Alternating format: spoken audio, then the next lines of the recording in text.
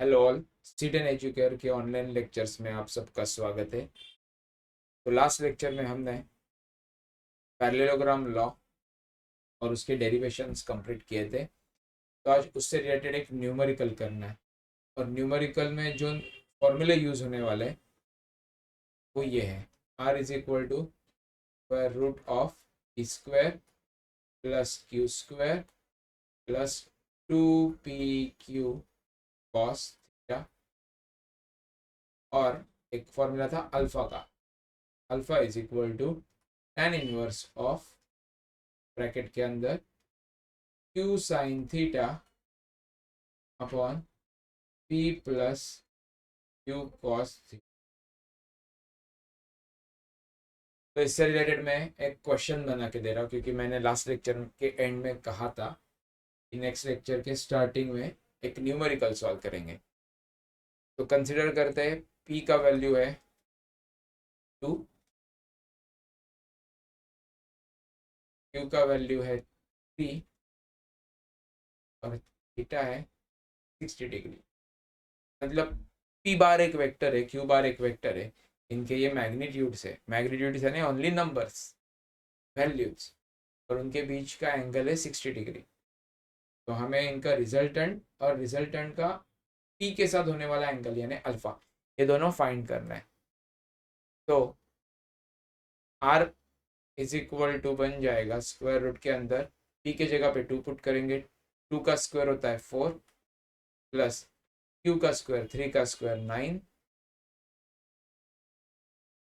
Plus 2pq, 2 into 3, 2 to ज़ा 4, 4 3 ज़ा 12, और cos 60 होता है 1/2। तो स्क्वायर रूट के अंडर 9 प्लस 4 13 प्लस 12 का आधा 6, 13 प्लस 6 करेंगे स्क्वायर रूट ऑफ 9। तो हम लोग ये कह सकते हैं ना, इसका जो आंसर है वो 4 के ऊपर होगा और 5 के नीचे होगा, क्योंकि स्क्वायर रूट ऑफ 19 है ना। स्क्वायर रूट ऑफ 16 होता तो आंसर 4 आ जाता, स्क्वायर रूट ऑफ 25 होता तो आंसर 5 आ जाता। ये स्क्वायर रूट ऑफ 19 है ना, तो इसका जो भी आंसर आने वाला है ये 4.2 4.3 के आसपास होगा। तो अप्रोक्सीमेटली इसे 4.3 कंसिडर करते हैं। अब निकालते हैं इसका अल्फा कितना होगा। tan इनवर्स ब्रैकेट के अंदर क्यू का वैल्यू है 3, साइन 60 होता है √3/2 अपॉन पी, ये 2 प्लस क्यू कॉस 60, क्यू है 3 और कॉस 60 की वैल्यू होती है 1/2।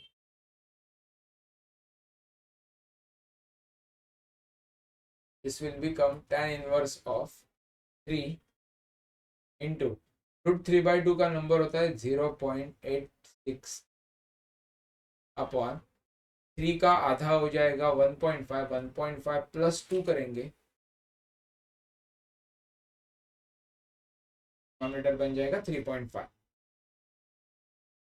तो tan इनवर्स ऑफ 3 से मल्टीप्लाई करते तो 3 6 18 carry 1, 3 6 18 plus 1 19 carry 1, 8 3 24 plus 1 25 carry 2, 0 0 as it is.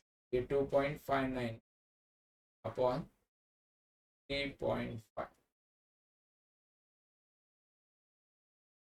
सो इसे अगर सॉल्व करते हो ना, मतलब डिवाइड करते हो ना, तो आंसर मिलने वाला है 2.598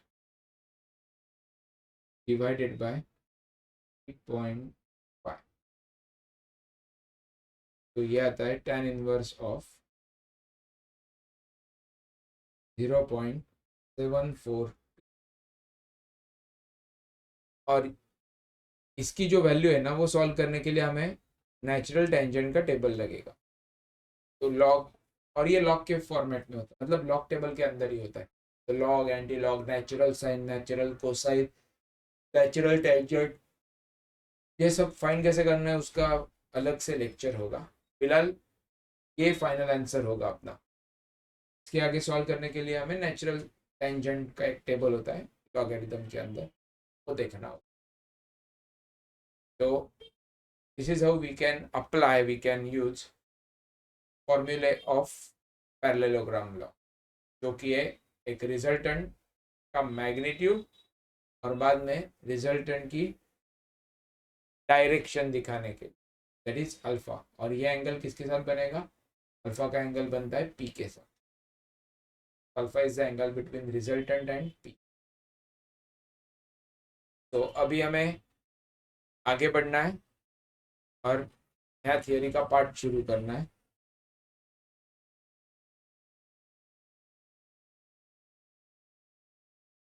और उसके पहले ना कुछ छोटे छोटे इन्होंने न्यूमेरिकल्स दिए, जैसे कि हमने एडिशन किया था, सब्ट्रैक्शन किया था, उससे रिलेटेड वो एक बार जस्ट गो थ्रू कर दो। इजी है बहुत, इसमें एक्सप्लेन करने ऐसा कुछ है नहीं।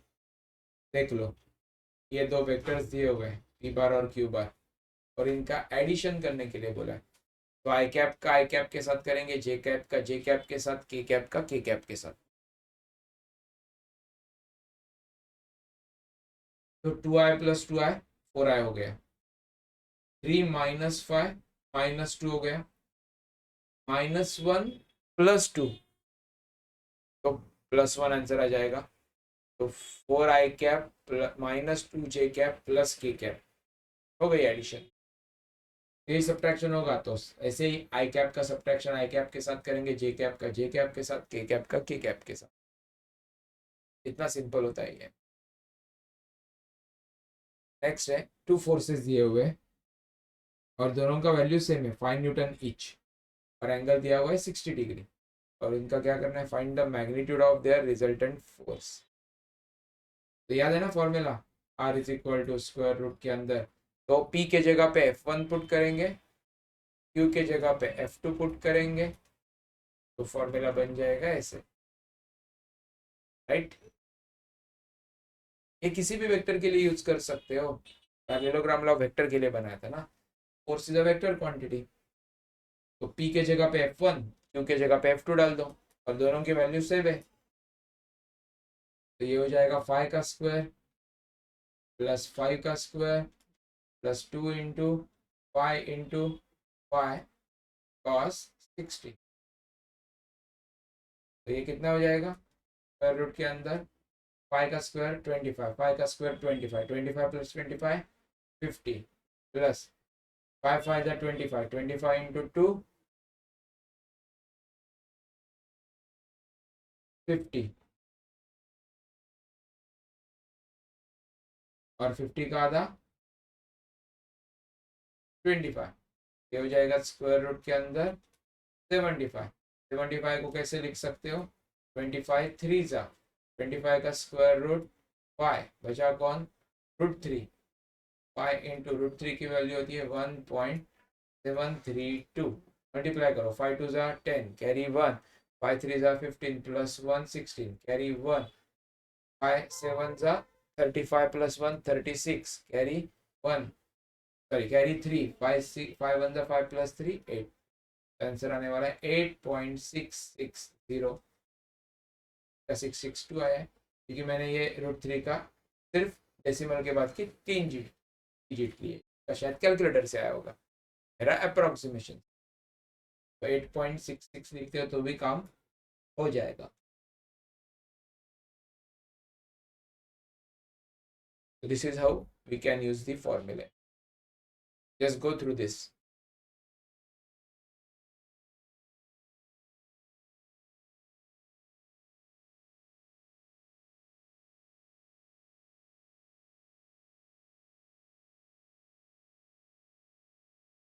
तो इन्होंने ना कुछ टेबल के फॉर्मेट में केसेस दिए। अगर 0 डिग्री होगा तो आंसर क्या आ जाएगा? cos 0 1 होता है, तो वो जो फॉर्मूला है ना वो ऐसे कन्वर्ट होने वाला है। कन्वर्जन बताता हूँ। स्क्वायर रूट के अंदर P square plus Q square plus 2pq cos theta. अब थीटा को डाल दो 0, तो कॉस 0 होता है 1। ये फॉर्मूला कन्वर्ट होने वाला है P square plus Q square plus 2pq cos theta का वैल्यू आ गया है 1, तो 1 लिखने की जरूरत नहीं। तब ये p plus q whole square का स्क्वायर रूट हो गया ना, स्क्वायर और स्क्वायर रूट कैंसिल होके में क्या मिलेगा p प्लस क्यू। ऐसे अगर 90 डिग्री डालते हैं तो आंसर क्या आता देखो, P square plus Q square plus 2pq cos 90। Cos 90 होता है 0, 0 मल्टीप्लाई बाय एनीथिंग 0, तो ये पार्ट चला गया और अपने पास बचेगा स्क्वायर रूट के under P square plus Q square. इसका answer P square plus Q square का स्क्वायर रूट। और तीसरा, अब अगर 180 डिग्री दिया है तो ऐसे बन जाएगा स्क्वायर रूट के अंदर P square plus Q square plus 2pq cos 180। Cos 180 होता है -1, तो स्क्वायर रूट के अंदर P square plus Q square 2pq के साथ कॉस 180 है, कॉस 180 -1 है, तो ये बन जाएगा -2pq। ठीक है, और ये होता है p minus q whole square. अब स्क्वायर भी है और स्क्वायर रूट ही है, स्क्वायर रूट भी है, तो ये कैंसिल हो जाएगा और बनेगा p माइनस क्यू। ठीक है ना, देखते हैं इनके आंसर। ये देखो, जो हमने डिस्कस किए थे ना वही आंसर है। क्लिक करो, इसे मैंने अलग अलग कलर्स भी यूज किए तो तुम्हें समझ में आ जाएगा। ये देखो p माइनस क्यू यहाँ पे, p माइनस क्यू आ गया। ये सेकंड केस का आंसर है और फर्स्ट केस का ही।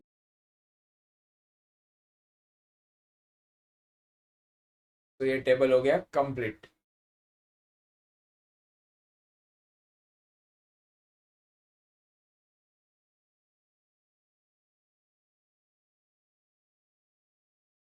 Find unit vector parallel to the resultant of the vectors A bar दिया हुआ है, बी बार दिया हुआ है। ठीक है, पहले तो इन दोनों का हमें रिजल्टेंट निकालना होगा। रिजल्टेंट निकालने के लिए क्या करना पड़ता है, एडिशन। मतलब अगर पैरेलल बोले तो एडिशन ही करेंगे ना, और क्या होता है पैरेलल का मतलब, ये हमने शॉर्टकट पढ़ा था। पैरेलल मतलब थीटा जीरो, थीटा जीरो मतलब ऐड होते हैं वेक्टर्स। तो इन दो वेक्टर्स को पहले तो ऐड कर देंगे तो मिलेगा रिजल्टेंट। तो आई कैप का आई कैप के साथ, तो आई प्लस 3i कितना हो जाएगा 4i। यहाँ पे +4 है और यहाँ पे -5, मतलब 4 -5 करोगे तो -1 आंसर आने वाला है।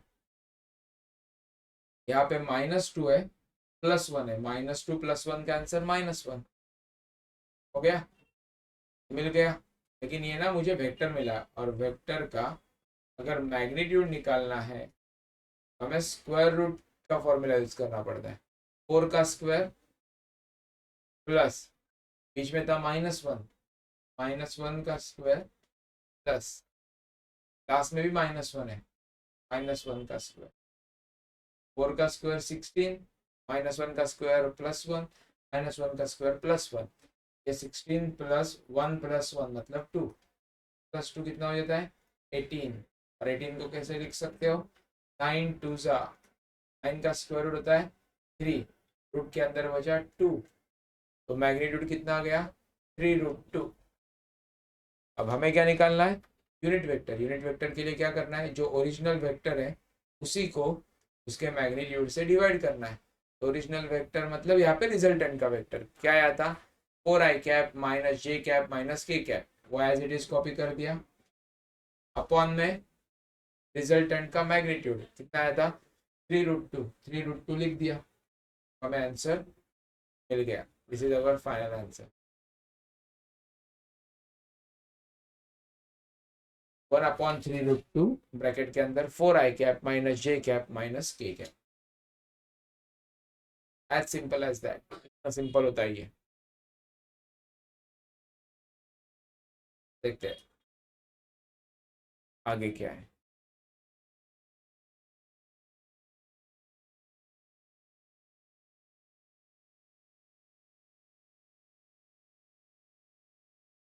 अगेन एक अपस्ट्रीम और डाउनस्ट्रीम, ये वर्ड्स शायद तुमने सुने।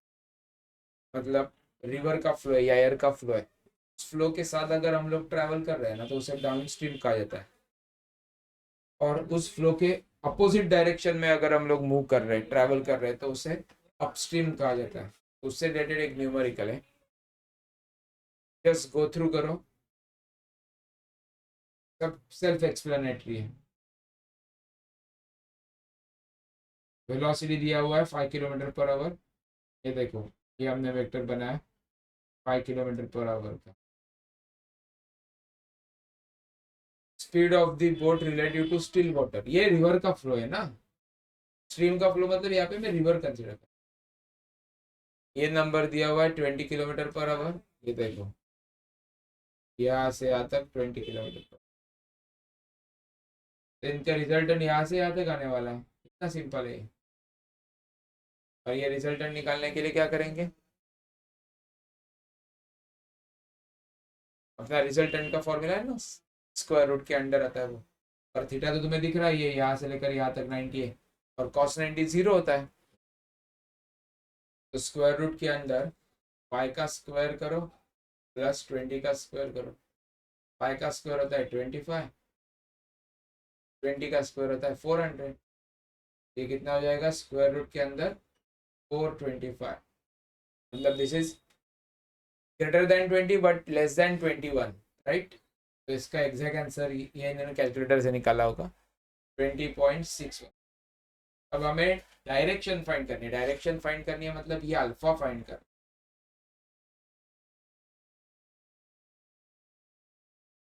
तो tan इनवर्स वाला फॉर्मूला लगाना होगा, q sin theta upon p plus q cos theta.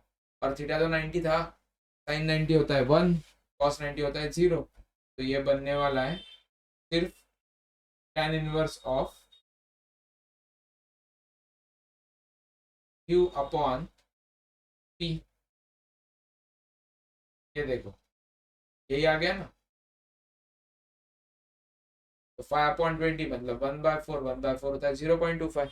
Again tan inverse का हमें नेचुरल टेंजेंट में वैल्यू देखना होगा 0.25। उसके लिए ये नंबर आता है 14 डिग्री अप्रोक्सीमेट। तो ये अल्फा जो एंगल है ना, ये 14 डिग्री, ये बोट का एंगल बन जाएगा। चलो नेक्स्ट क्वेश्चन देखते हैं।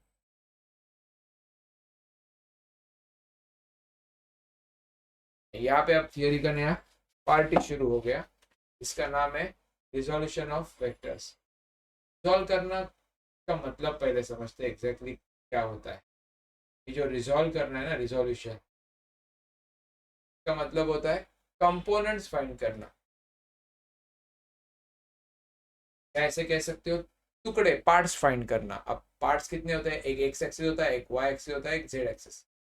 देखो जब मैं प्लेन बोलता हूँ ना, तो एक तो एक्स वाई होगा, नहीं तो वाई जेड होगा, नहीं तो एक्स जेड होगा। और जब मैं स्पेस बोलता हूँ ना, तो एक्स वाई जेड तीनों होंगे। ऐसे होता है, लाइन, प्लेन, स्पेस। लाइन मतलब ओनली वन एक्सिस, कौन सा भी हो सकता है। ऐसा नहीं है कि एक्स मतलब एक एक्सिस मतलब एक सी होना चाहिए, एक्स वाई जेड, इसमें से कौन सा भी एक सिलेक्ट कर लो, ओनली वन एक्सिस। प्लेन मतलब टू एक्सिस, तो x y, y z, x z, कुछ भी हो सकता है।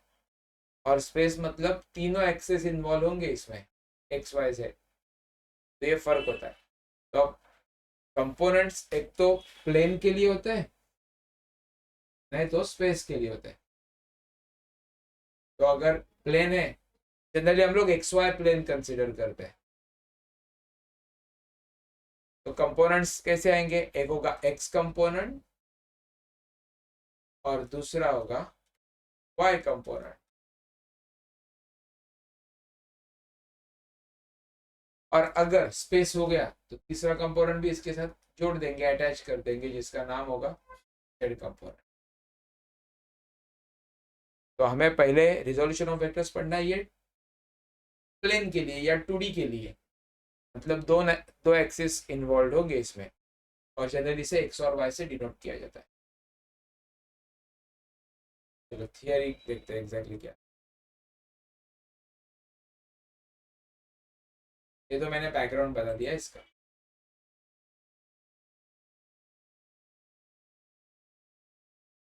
इसको थ्रू करो।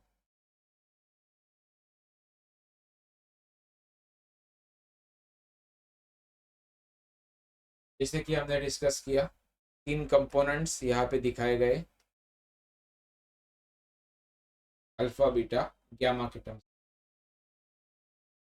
और ये डायरेक्शंस ये एक टाइप के सिलेक्ट किए गए, चोजन डायरेक्शन बोला गया। तो इसी को अगर एक्स वाई जेड में कन्वर्ट करना है ना, तो ऐसे हो जाएगा, A bar is equal to A X I cap plus A Y J cap plus A Z A cap. तीन टुकड़े करने थे ना, तो एक्स के लिए ए का पार्ट ए एक्स, वाई के लिए ए वाई, जेड के लिए ए जेड। लेकिन यहाँ पे वेक्टर दिखाया है ना हमने, तो जैसे एलएचएस में वेक्टर है वैसे आरएचएस में भी वेक्टर होने चाहिए। एक्स के साथ जो यूनिट वेक्टर होता है उसे कहते हैं आई कैप, ठीक है। वाई के साथ जो होता है जी कैप, और जेड एक्सिस के ऊपर जो होता है वो के कैप। इसलिए ए बार का ये रिप्रेजेंटेशन बन जाता है, जो कि तुम्हें नेक्स्ट स्लाइड में दिखाई देगा। मैंने पहले ही बता दिया आगे क्या आने वाला है।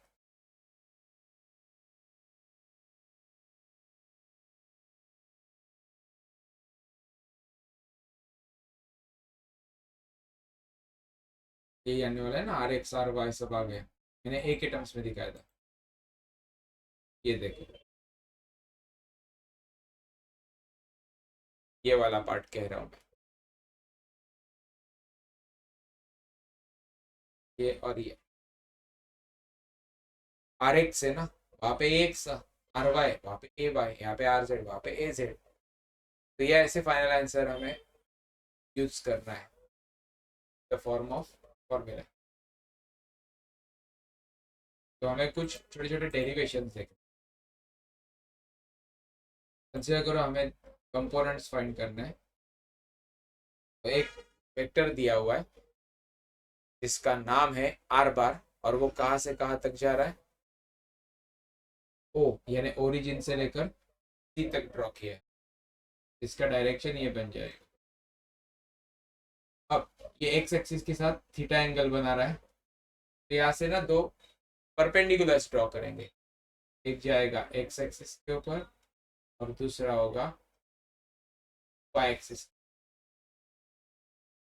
तो आर का एक्स एक्सिस के ऊपर का जो कंपोनेंट है उसे कहेंगे आर एक्स बार, और आर का वाई एक्सिस के ऊपर जो कंपोनेंट है उसे कहेंगे आर वाई बार। हमें इन दोनों के लिए फॉर्मूले बनाने हैं। बेसिक ट्रिग्नोमेट्री यूज करेंगे। ये ट्रायंगल जो है ना ओ ए सी, देखो ये तो एक पूरा रेक्टेंगल बन रहा है, तो अगर ये आर वाई है तो इसकी वैल्यू भी आर वाई बननी चाहिए। मैं बार छोड़कर सिर्फ मैग्नीट्यूड के बारे में बात कर, और ये आर एक्स है तो ये भी आर एक्स बनना चाहिए ना। तो अगर ये ट्रायंगल कंसिडर करते हैं ओ ए सी, तो इसमें ओ ए की वैल्यू है आर एक्स, ए सी की वैल्यू है आर वाई, और ओ सी की वैल्यू है आर। तो अगर साइन थीटा लिखते हो इसमें, साइन थीटा होता है अपोजिट, अपोजिट कौन है R Y, upon hypotenuse, hypotenuse O C, O C मतलब आर। और सिमिलरली कॉस थीटा क्या बन जाएगा, एडजेसेंट, एडजेसेंट मतलब ओ ए, ओ ए की वैल्यू है r x upon hypotenuse, hypotenuse है ओ सी, ओ सी मतलब आर। तो यहाँ से आर वाई के लिए क्या लिख सकते हैं, आर साइन थीटा, और आर एक्स के लिए आर कॉस थीटा। बस अब इनको बार लगा दो। यहाँ पे अगर बार दे रहे हो तो यहाँ पे भी बार देना होगा, यहाँ पे बार दे रहे हो तो यहाँ पे भी बार देना होगा। मिल गया ना फॉर्मूले। तो आर वाई बार बनेगा, सॉरी आर बार बनेगा कैसे,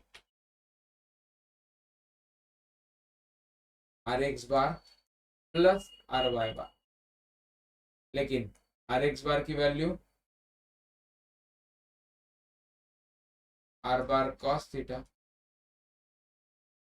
आर वाई बार की value R bar sine theta. अब अगर मैं इन दोनों का स्क्वायर करके ऐड कर देता हूँ, तब एडिशन तो है, स्क्वायर कर देते हैं ना, तो हमें और एक फॉर्मूला मिलता है, ये r square cos square theta plus r square sine, r square common, cos square theta plus sine square theta तो 1 हो जाता है।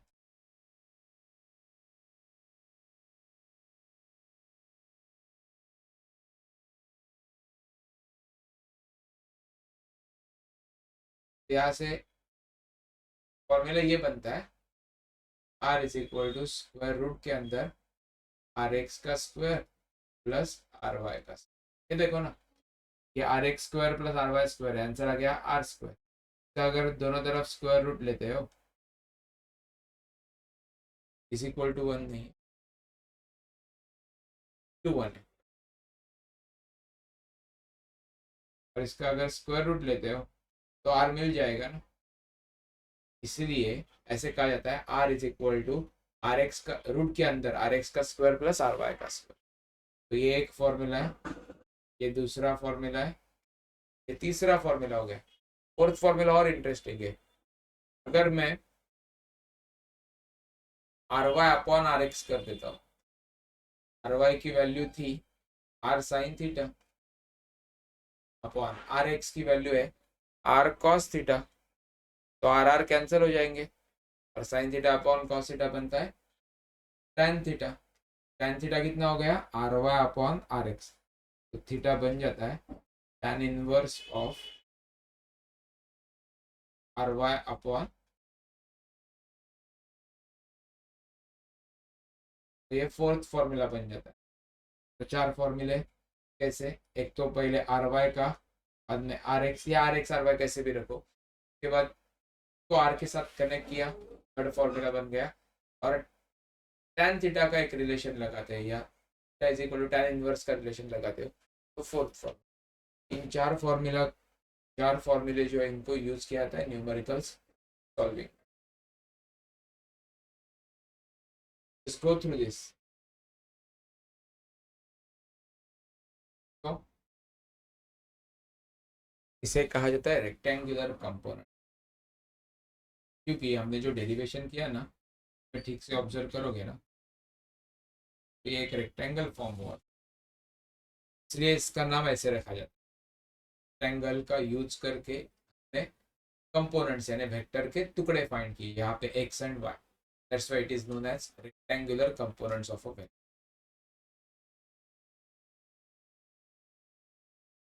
जो हमने डिस्कस किया वही सब है। अब 3D में आ गया वेक्टर, देखो तीन एक्सेस बनाए यहाँ पे,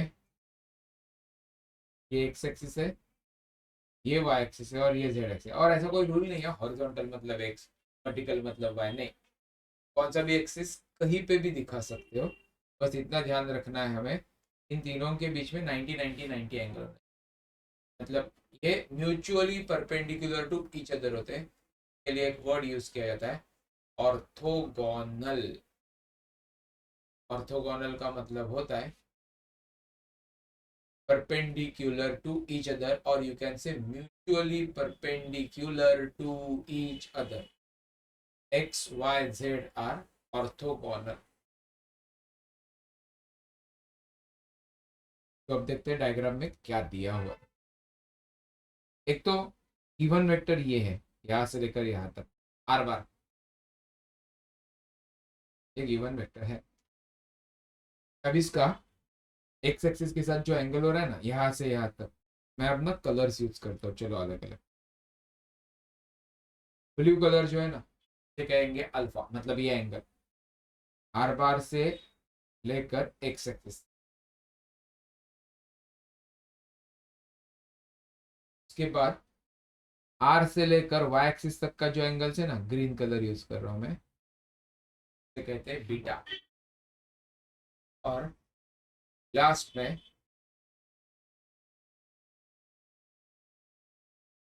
गिवन वेक्टर आर बार, इससे जेड एक्सिस तक का जो एंगल है ना, रेड कलर यूज कर रहा हूँ, इसे कहेंगे ग्यामा। तो alpha beta gamma are the angles made by r bar with x axis, y axis and z axis respectively। और इनके यूनिट वेक्टर्स यहाँ पे दिखाए हैं। z के साथ कौन होता है a कैप, y के साथ होता है j कैप और x के साथ होता है i कैप। ये हो गए उनके यूनिट वेक्टर्स।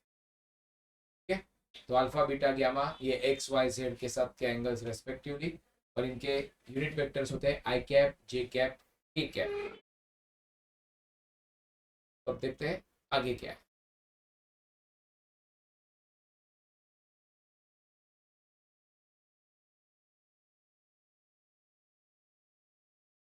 तो जैसे हमने रेक्टेंगुलर कंपोनेंट्स फाइंड किए थे ना, वो एक्स और वाई के लिए था, क्योंकि रेक्टेंगल मतलब 2D मतलब प्लेन मतलब एक्स एंड वाई। अभी यहाँ पे तीन है, तीसरा भी एक्सिस आ गया ना जेड, कुछ नहीं वो ऐड कर देंगे आर जेड के कैप, और मैग्नीट्यूड निकालने के लिए ये यूज करेंगे।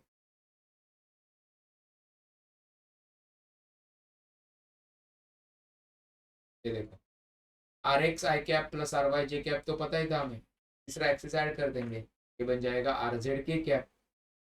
और रिजल्टेंट निकालने के लिए स्क्वायर रूट के अंदर आर एक्स का स्क्वायर प्लस आर वाई का स्क्वायर के साथ साथ आर जेड का स्क्वायर भी ऐड कर देंगे। इससे हमें 3D रिप्रेजेंटेशन मिल जाता है। 3D मतलब 3 डायमेंशन, 3 डायमेंशन मतलब इसे ही स्पेस कहा जाता है। एक्स वाई जेड तीनों इन्वॉल्व होंगे। तो ये थे वेक्टर के रिप्रेजेंटेशन।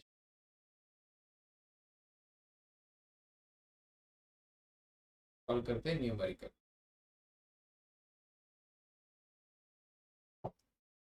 दो वेक्टर्स दिए हुए, वन बार और दूसरा है v2 bar. Determine the magnitude and direction of v1 bar plus v2 बार। देखो प्लस करने के लिए बोल रहे हैं ना, तो इनका एडिशन कर देंगे। 2 माइनस 6 कितना हो जाएगा, -4 आई कैप, -3 प्लस 5 ये होने वाला है +2 जे कैप। तो -4 आई कैप +2 जे कैप, ये तो इनका एडिशन हो गया। अब इसका मैग्नीट्यूड कैसे निकालेंगे, इसका मैग्नीट्यूड निकालने के लिए हमें -4 का स्क्वायर करना होगा +2 का स्क्वायर करना होगा। -4 का स्क्वायर होता है 16 और 2 का स्क्वायर होता है 4। 16 प्लस 4 मतलब स्क्वायर रूट के अंदर 20, 20 को लिखा जाता है 4 5 और 4 का स्क्वायर रूट 2, आंसर आ गया 2√5। ठीक है, अब हमें क्या निकालना है, डायरेक्शन। डायरेक्शन के लिए सीधा formula theta is equal to tan inverse of, ऊपर आता है y कंपोनेंट अपॉन नीचे x कंपोनेंट। ये माइनस है नहीं, ये डैश दिखा रहा हूँ मैं, y कंपोनेंट x कंपोनेंट, तो मिलेगा y माइनस कुछ हो रहा है नहीं, y कंपोनेंट x कंपोनेंट। तो tan inverse of y component कितना आया था, 2 जे कैप था ना आंसर, मतलब 2, और x कंपोनेंट -4। सॉल्व करोगे तो tan इनवर्स ऑफ -1/2। हाँ, और ये सारा मेजरमेंट किया जाता है पॉजिटिव एक्स एक्सिस से, ये पॉजिटिव एक्स एक्सिस के साथ बन गया। तो पहला न्यूमेरिकल सॉल्व हो गया। जस्ट गो थ्रू दिस, देख लो समझ में आता है या नहीं।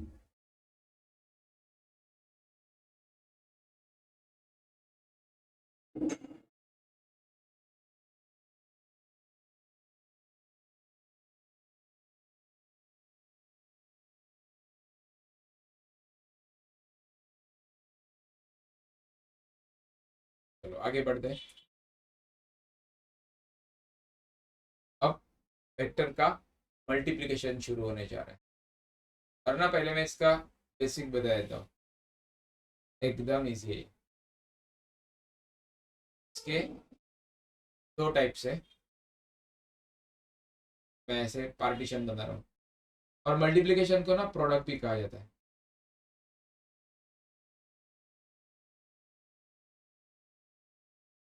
ये दो टाइप्स होते हैं। अब पहला जो होता है ना, उसे कहेंगे स्केलर प्रोडक्ट, और उसका ही दूसरा नाम है डॉट प्रोडक्ट। ऐसे क्यों, समझ में आ जाएगा। और सेकंड प्रोडक्ट का नाम है vector product. Multiplication is nothing but product, दो नंबर्स को मल्टीप्लाई कर। और लास्ट लेक्चर में हमने डिस्कस किया था कि वेक्टर इंटू वेक्टर के दो आंसर होते हैं। स्केलर भी आ सकता है, वेक्टर भी आ सकता है, डिपेंड करता है ना गिवन में क्या है, गिवन वेक्टर्स कौन से।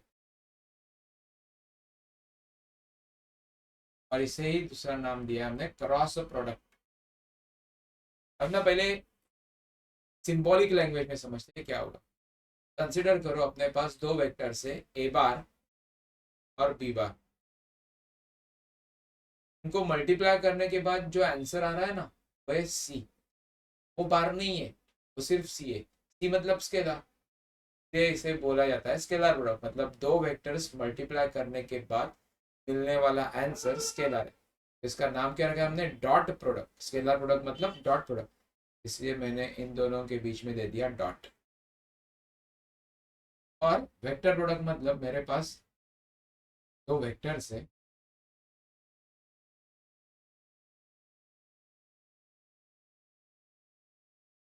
का मल्टीप्लिकेशन करने के बाद आने वाला आंसर भी वेक्टर है। तो अब मैं सी के ऊपर भी बार देने वाला। वेक्टर इंटू वेक्टर का आंसर अगर वेक्टर है, आ जाता है क्रॉस। इनके बीच में क्रॉस दिया जाए, ये फर्क है। समराइज करते हैं, वेक्टर इंटू वेक्टर का आंसर अगर स्केलर है तो dot product, vector into vector का आंसर वेक्टर है तो क्रॉस प्रोडक्ट मतलब वेक्टर प्रोडक्ट।